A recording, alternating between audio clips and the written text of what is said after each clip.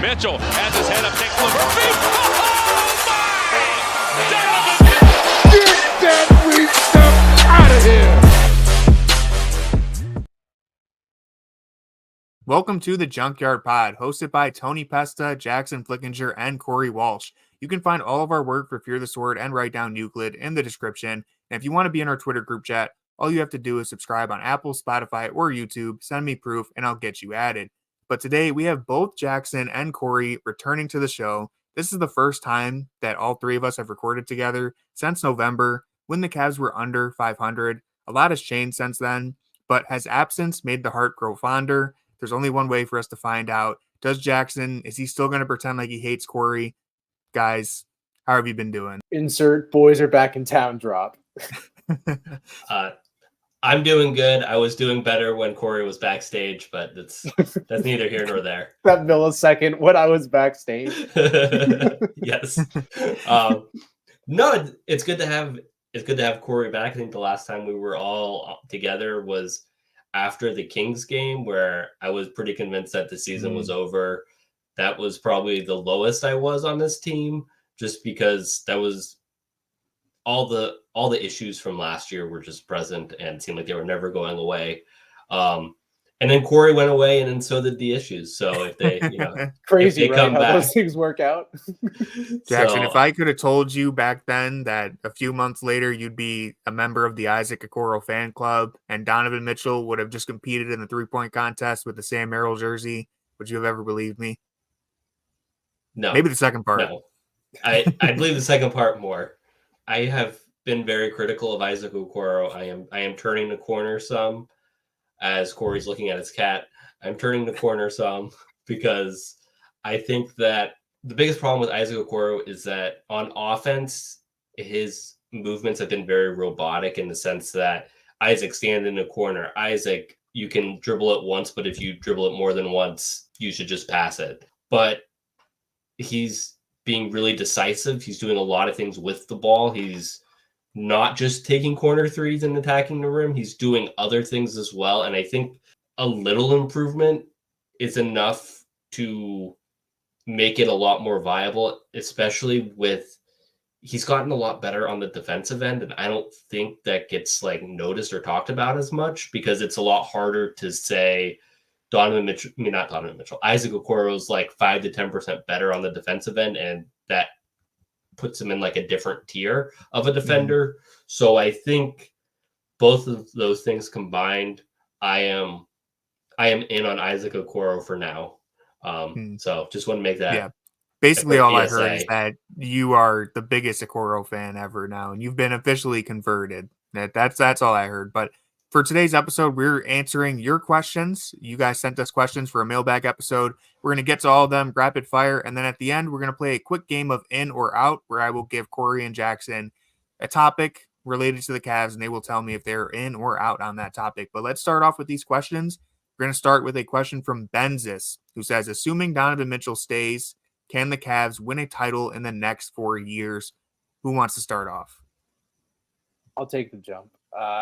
I feel if the Cavs, I feel are kind of already on the precipice of being able to win a title within this year alone, just by the way the NBA is right now. I would say this is probably the most open I feel the league is, and that is more because I feel there's lesser elite teams in the league. So at the height of what you need to be as a team is a lot lower than normal. I think if I had to list title contenders right now, I'd be 3 between the Celtics, Clippers, and Nuggets. Anyone else is a huge drop down to the next level. And I would view the Cavs currently in that. But again, I feel with the way that the postseason ended last year, everyone's going to have their reservations when it comes to this team, not necessarily knowing what it's going to look like. So I feel if they have the best chance in the next 4 years, it could be honestly this year. Yeah, I am more optimistic than I thought I kind of would be, just because I think that Donovan Mitchell has improved significantly since even last season. I think the improvements that he's made as a playmaker has really made him such a more dangerous and dynamic player. I feel he's doing a better job of reading and kind of reacting to what the game needs from him, as opposed to just, I think in the past we've seen Donovan Mitchell like always feel like for his team to win, he needs to kind of just do it himself. And I feel like he's kind of realizing when, like, kind of he just has a better understanding of what this team needs from him. And I think that plus him improving, and I think there's still room for him to keep improving, really makes me optimistic about the Cavs' chances, just because to win playoff games, you need a guy who can get you a basket and make the right plays down the stretch of games.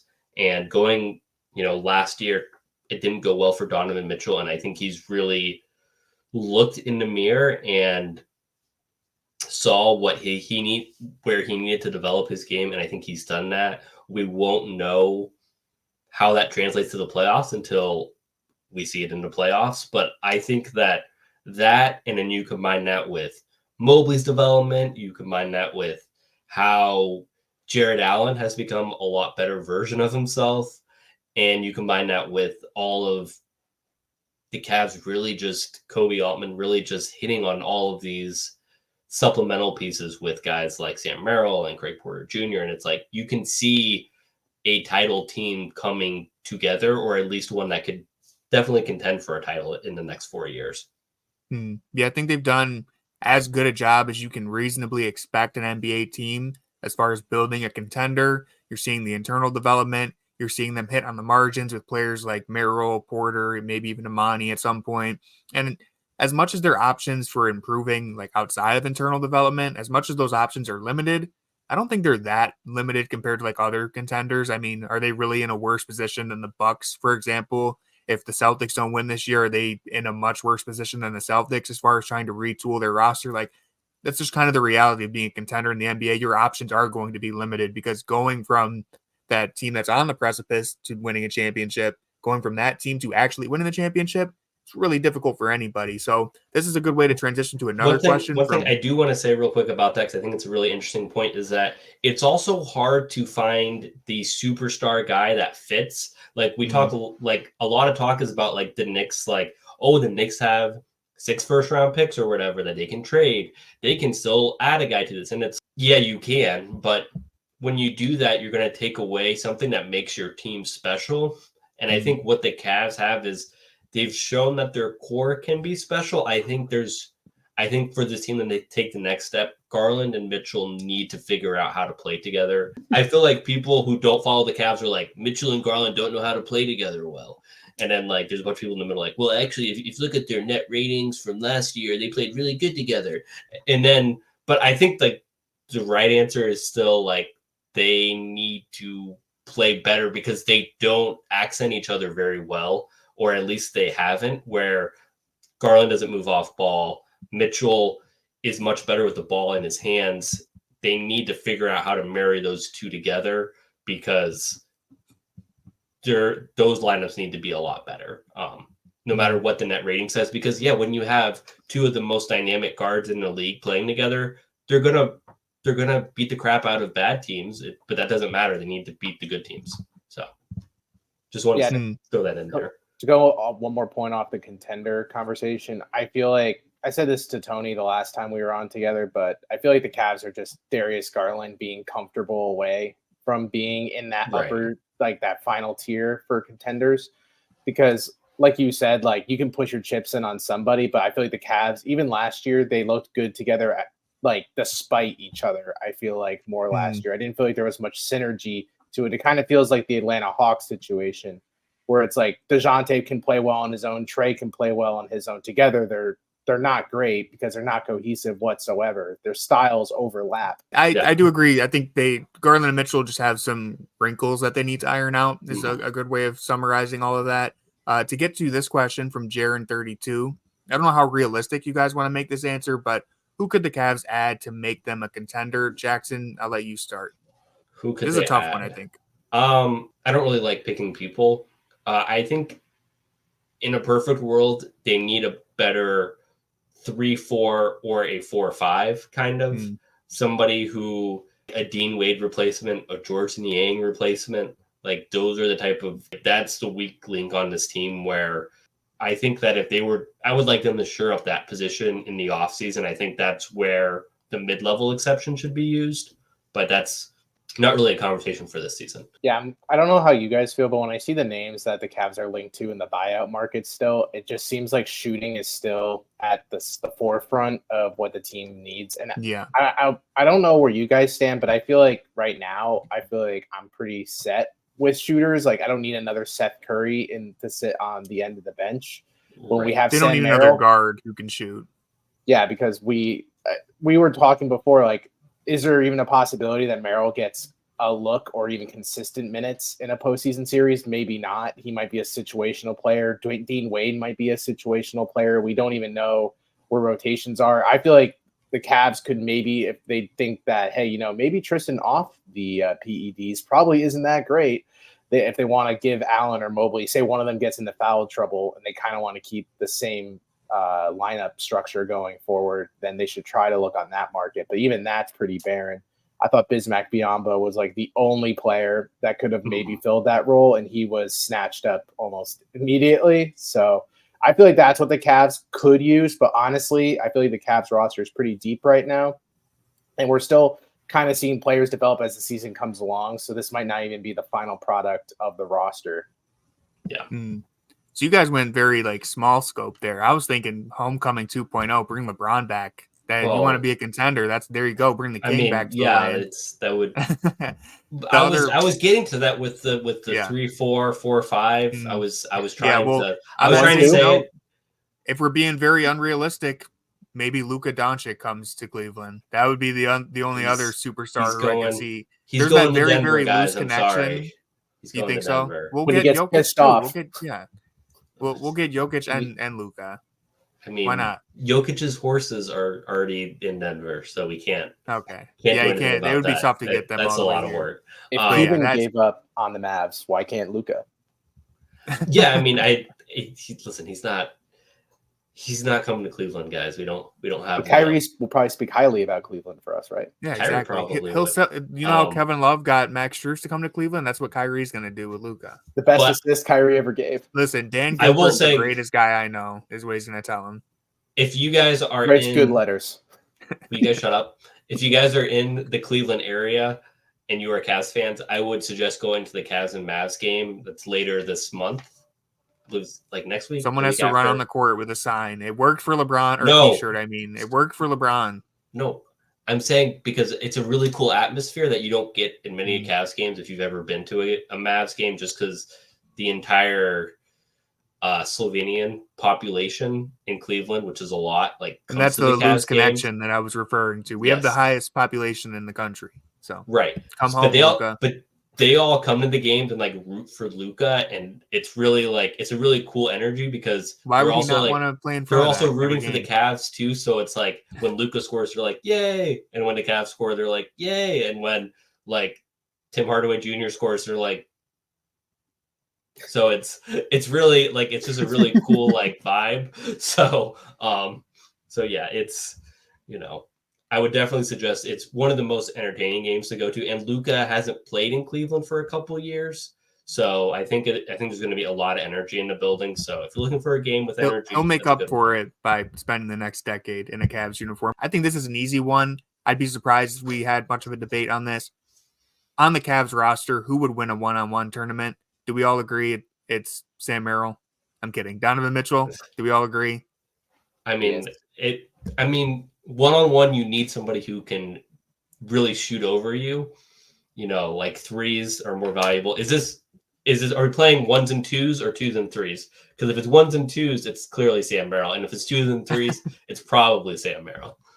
Wow. And so Jackson has spoken. I would say ones and twos, I feel like, is more typical for one-on-one. The reason why I'm going Mitchell, just to solidify my case, unless Corey disagrees, is because not only is he the best ISO scorer on the team, but if you think of Darius Garland's a pretty good scorer too, but Donovan Mitchell can play defense a lot better than Darius Garland, would be my reasosoning. And of course, maybe Jarrett Allen just posts everybody up, and there's nothing you can do about it. So that's what I feel like it has to be positional. If it's make it take it, and Jarrett Allen has the ball, Okay. Posting It's up still on Sam Mobley, Merrill. Sam Merrill.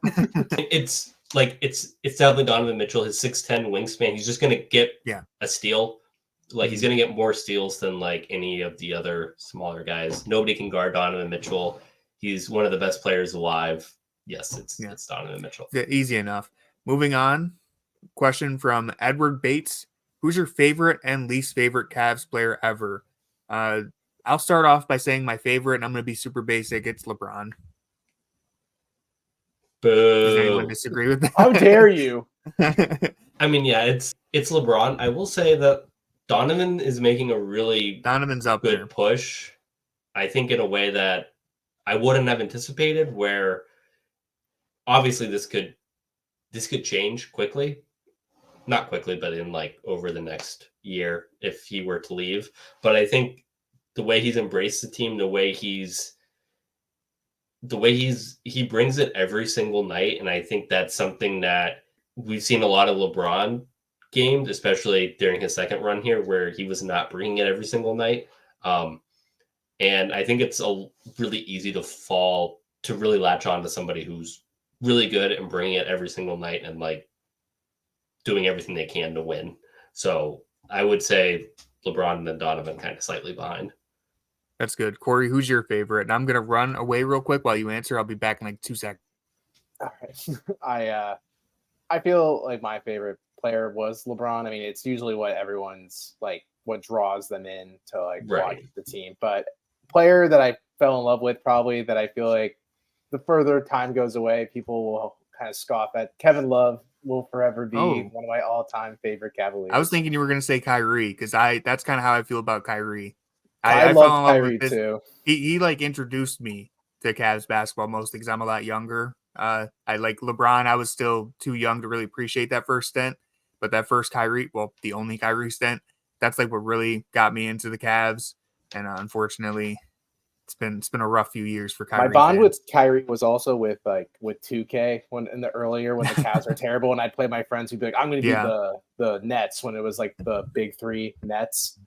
And I would just go with like Sergei Karasov, Kyrie Irving, Wayne Ellington, and Dion Waiters, and just rain threes all day. Well, if you like ran to the free throw line and did like XX like little spin, he was like automatic with that little jumper. So yeah, he was unstoppable in like 2K, like was it like 14, 13, something like that. He was like unstoppable. So yeah. Let's make this spicy and talk about our least favorite Cavs. Does anyone have a name that popped up right away? So go for it, Corey. More from the disappointment. This also ties into the Kyrie era. It's like the team felt like it was coming together. They're like making moves or assembling the roster. And who's the big name they took the swing on? Andrew Bynum is my least favorite Cavaliers player of all time. Just because of like what I thought he was going to be. Like I bought into it. I bit into like just you fell for the hype. 20% chance he was going to hit on the Cavs, and I thought it was 100%. He never really made a great impact on the floor. And then we decided to blow up the roster and bring in Luol Deng and Spencer Hawes, and I just realized it was the beginning at the end. It was the beginning of it was the end of the worst, actually. Yeah, so, but I really bought into Spencer Hawes too. It was the end. So I would say, like, really didn't like Antoine Jameson. I felt like the way he got cooked in the playoffs against the Celtics, specifically by Kevin Garnett, really will always stick with me. And I really could do without George Niang. There you go. I knew it was going to come out. Someone was going to mention Niang. I'm going to go with Jay Crowder because, and really you could throw Isaiah Thomas in there too. It just felt like both of those guys never wanted to be in Cleveland. Jay Crowder especially, it just felt like he did not care. He did not want to play for the city. And not only that, but he was just abysmal when he was on the floor. And so what if Jay Crowder just sucks? Like maybe that was the thing. Like he just wasn't good at basketball anymore. And he was like, but yet I will say I was at IT's first game that he played for the Cavs. It was electric. Everyone was behind him. No, I remember that. And then it was like by game 3, it was like Kevin Love was doing like the bend over thing. And like everyone was everyone was over it. So it was Hmm. really crazy how fast it started and ended. It was like January 3rd. It was like the best ever, and it was like January 8th. We're done. We have to turn off the comments on his like Instagram posts because it's bad. Yeah, it got bad very quickly. Moving to the next question, because it's very similar. Bring back one former player. It can't be an all-star. And no, you can't say Kyle Korver because we have Kyle Korver at home, which he was actually an all-star anyway, but I just wanted to make that joke. We have Kyle Korver at home. So what former player would you guys bring back?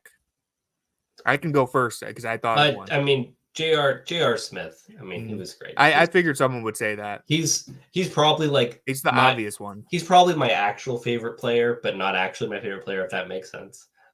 Like JR is great. Yeah, so that's completely fair. I would just bring JR back. J.R. Smith is like he's like what we want Max Strus to be, basically. Like if you just put J.R. Smith in the starting lineup, I think that's like pretty seamless fit. It's pretty incredible. Corey, do you have one? I would like to bring back the good Tristan Thompson because the current Tristan Thompson we have now is not that, and that would definitely allow this team to reach the heights that we need them to. So, and Tristan, when he was as consistent, I feel like as it got. I feel like in the whole scheme of like the Cavs run for like those 4 years, he kind of was often the man casted aside, and he just was the guy doing the dirty work, and that's what this team always needs. Are you bringing back the Tristan Thompson that shoots free throws left-handed or right-handed? I think the right-handed was the funnier. No, he was originally left, right? Yeah, you would want the right-handed one. Yeah, the right-handed one. The left one was the power forward. I'm good. Yeah, so I think I would pick Richard Jefferson just to kind of stray away from the pack and say something a little. I might have given this answer before when we did a mailbag. I can't remember, but I just think Richard Jefferson, like. Okay, if we're talking like the version that Richard Jefferson was on an all-star team, wasn't he? Did he ever make an all-star team? So maybe I should maybe I should not say Richard. I mean, he wasn't an all-star. Channing Frye would be another choice, but like if we're talking like the Cavs version of Richard Jefferson, then he wasn't an all-star. I think that would be a pretty fun fit on this team, especially when you think of a guy who can play like the 3-4. Like, would you trust 2016 Richard Jefferson over Dean Wade right now? Like, yeah, pretty easily, right? A 2016, like you could put out Evan Mobley at the 4 and Channing Frye at the 5. Imagine how much fun that would be. Well, yeah, with like Donovan just going around the screen and just Channing Frye would be a great choice too. The only reason I decided to go Richard is because like Channing, as much as he was great and helped us in a very big way, like there were also some like you couldn't play him against the Warriors really, like but you could play Richard Jefferson, so I think he would help the Cavs more. But Richard Jefferson is great because he could be like a 4 if you squint. Yeah. And they need a 4 if you squint. So we got one more question here, which is really 3 questions that I'm grouping all together. And hopefully, I think we can get through this really quickly too, because I do want to get to our game of in or out before Jackson has to go. 5 minutes, Tony. We can do this. Okay, because the all rotation questions basically all boil down to who would you play in the playoffs. I think we all agree because we've talked about this a couple times. It's the starting 5. LeVert is probably next man up, then Okoro, then Wade. Niang and Merrill are kind of on the bubble there. Any big major disagreement there? I would have Merrill before Niang. That's fair. I just said Niang first. It wasn't necessarily that he's ahead of him. Yeah, Wade is definitely in before Niang. I agree. The other slightly interesting question that was included in this is that. Yeah, thank you to everyone who asked questions. Oh, 2 people. There's 3 people asked. Yeah, 3 people I just saw asked Justin very similar questions, so I just grouped them together. Yeah, thank you. The one Joseph that I thought was the one that I thought was interesting is who is more important to the Cavs in a playoff series, Strus or Okoro. I honestly think it could kind of be 50-50, depending on the matchup and depending on. Yeah, that's it. It's basically just who's showing up and who's giving them that kind of two-way performance that they need, but also Strus, because of the 3-point shooting, I think makes him more important. I will say Isaac is more important because if you got the best version of Isaac, this team's unbeatable, I feel like. So I would say him. The only thing I would say against that though is Strus's connection with the bigs is pretty important. I don't think Okoro can run the same type of offensive sets if you have Strus with the ball though. Yeah, I definitely agree with that, but I don't know if that's as important if you have Darius and Donovan back, where that's more important when like Darius is out. You're like, we need somebody else who can actually dribble and Max can do that. So, And plus, if we've seen that's why I Okoro said run it's like elite 50-50. pick-and-rolls. right.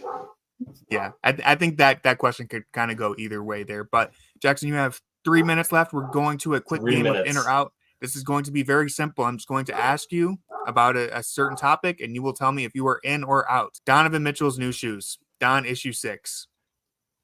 Have you I seen a haven't picture seen of them. them? I haven't seen Okay. them. So, but I'm out because Hold they're on. Adidas. I can upload a picture Do you real see quick. the hat? Do you see the hat, guys? Like, no, I'm out. I'm not. I never. You're I just have never automatically out? owned an Adidas shoe. I will never own an Adidas shoe. They've made Adidas Star Wars shoes. You think they've made Adidas Donovan Mitchell Star Wars shoes. I do not have any interest in owning them. I have not been into any of his shoes. I don't care what the Cavs team shop discount goes on those. They're dropping by the second. They look like they were just like made from Cool Whip. I'm out. Yeah. All right. Well, my feelings are hurt now because I have 2 pairs. But no, I have the Donovan Mitchell Spider-Mans because I thought those actually looked cool. I have another pair, I think, of his issue 4, which are just like red and black, which look fine. And the new ones, I will admit, the Don 5s are pretty horribly ugly. The new ones look okay. I'm just not a big fan of the purple. If you've seen a picture of them, I don't think the purple is a great colorway. Moving on to the next one. I think you guys are both going to be in on this. The custom Sam Merrill jersey, Money Merrill. Are we in or we out? that is just those are bad, guys. Those are bad. The colorway is out. bad. I think the out. design is fine though, but it's all right. You're out. Money Merrill jersey. Are you in? Oh, In. very in. Easily, right? Evan Mobley's 3-point shot. Are we in or are we out? I'm gonna say tentatively in. I am in, but it's weird because his mid-range shot looks so bad. So I feel like I don't know if that really lines up, but so I'm out on the mid-range shot, though. I'm in just because I want to be along for the ride. I don't necessarily have a bunch of confidence in it, but I'm just here for the ride. The Kelsey brothers bobblehead night. In or out? Not to sound anti-Taylor Swift, I'm just out on the Kelseys getting all the camera attention in general. I'm just oversaturated. I'm out. I am Fair. out, but I am in on Taylor Swift. So do we think Taylor will make an appearance? She's in not the game? coming. She's in like. Well, if they do, we better get their camera work done. She does love the private jets, though, so you can't rule it out. But Hopkins International Airport's bad, so she's always down for a good jet ride, though. So I'm sure she's fine. Right. Yeah. Yeah, she'll figure it out. If she does show up, the Kelsey brothers might have some competition because our next one, are you in or are you out on George Niang, our guy? Out. How is Matt getting George Niang? And we're never going to get him because Jackson is just speaking slander. Jackson has burned the bridge before we even had a chance. I'm also out. Going off that segue. He just offers one trick, and if that trick doesn't work, then you got a guy who looks like he'd play at your local adult league. So. Nobody wants an zero trick pony. Zero trick pony. All right. Maybe. I'm basically with exactly what Corey said there. Last one before we let you go. Are you in or are you out on an Eastern Conference Finals run? Do you think they can do it? I am in because the Bucks suck. I'm also in for that very reason. Yeah, the bracket could end up perfect for them to make it to the conference finals, but we'll see. That's going to do it for this episode of the Junkyard Pod. I want to thank everyone for tuning in. If you want to be in our Twitter group chat, all you have to do is subscribe on Apple, Spotify, or YouTube, and I will get you added. Go Cavs. I agree. Go Cavs. Thank you, Brian. Brian, you didn't call back.